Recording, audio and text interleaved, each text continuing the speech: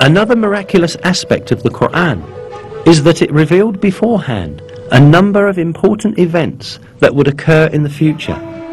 The 27th verse of Surat Al-Fath, for example, gave the believers glad tidings that they would conquer Mecca, which was then under the occupation of pagans.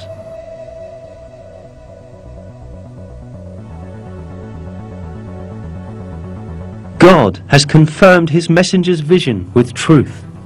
You will enter the Masjid al-Haram in safety, God willing, shaving your heads and cutting your hair without any fear.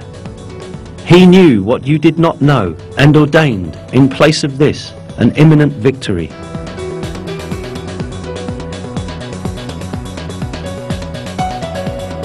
In close consideration, the verse is seen to announce yet another victory that will take place before the victory of Mecca. Indeed, as stated in the verse, the believers first conquered the Kaaba fortress, which was under the control of the Jews, and then entered Mecca.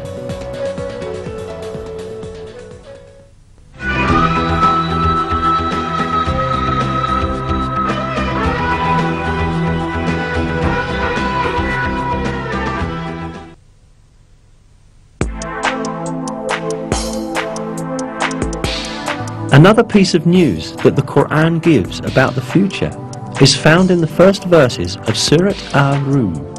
In these verses, it is stated that the Byzantine Empire had met with a great defeat, but that it would soon gain victory. The Romans had been defeated in the land nearby, but after their defeat, they will themselves be victorious in a few years' time. The affair is God's from beginning to end.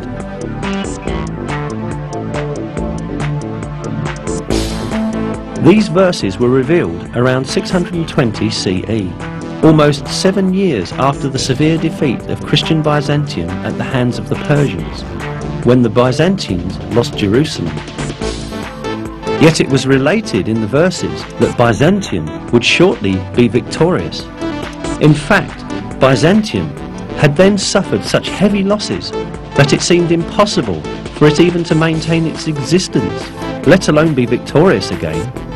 Not only the Persians, but also Avars, Slavs and Lombards posed serious threats to the Byzantine Empire.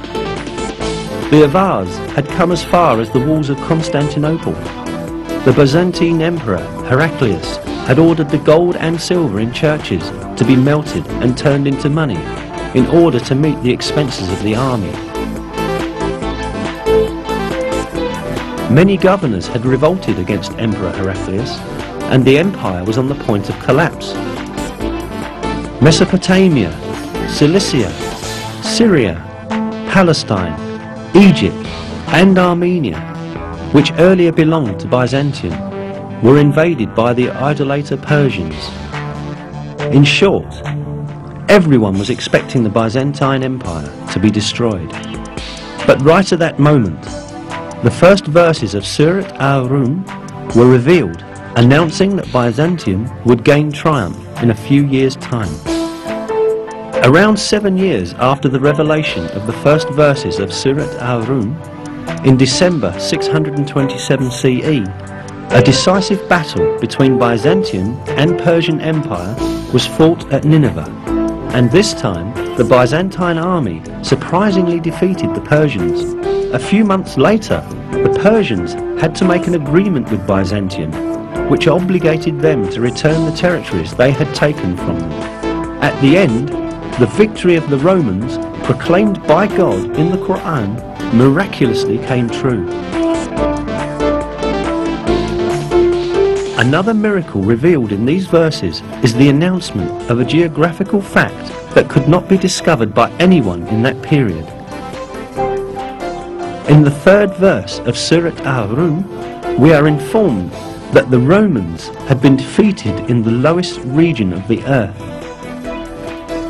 This expression, Adna el-Ard in Arabic, is interpreted as a nearby place in many translations. Yet, this is not the literal meaning of the original statement, but rather a figurative interpretation of it. The word Edna in Arabic is derived from the word Deni, which means low, and Ard, which means world. Therefore, the expression Edna el-Ard means the lowest place on the earth. Most interestingly, crucial stages of the war fought between the Byzantine Empire and the Persians, when the Byzantines were defeated and lost Jerusalem, had really taken place at the lowest point on earth. This specified region is the basin of the Dead Sea, which is situated at the intersection point of the lands belonging to Syria, Palestine and Jordan. The Dead Sea, lying at 395 meters below sea level, is the lowest region of the earth. This means that the Byzantines were defeated at the lowest part of the world, just as is stated in the verse. The most interesting point lies in the fact that the altitude of the Dead Sea could only be measured with modern measurement techniques. Before that, it was impossible for anyone to know that it was the lowest region on the surface of the earth. Yet, this region was stated to be the lowest point on the earth in the Quran. Hence, this provides another evidence that the Quran is divine revelation.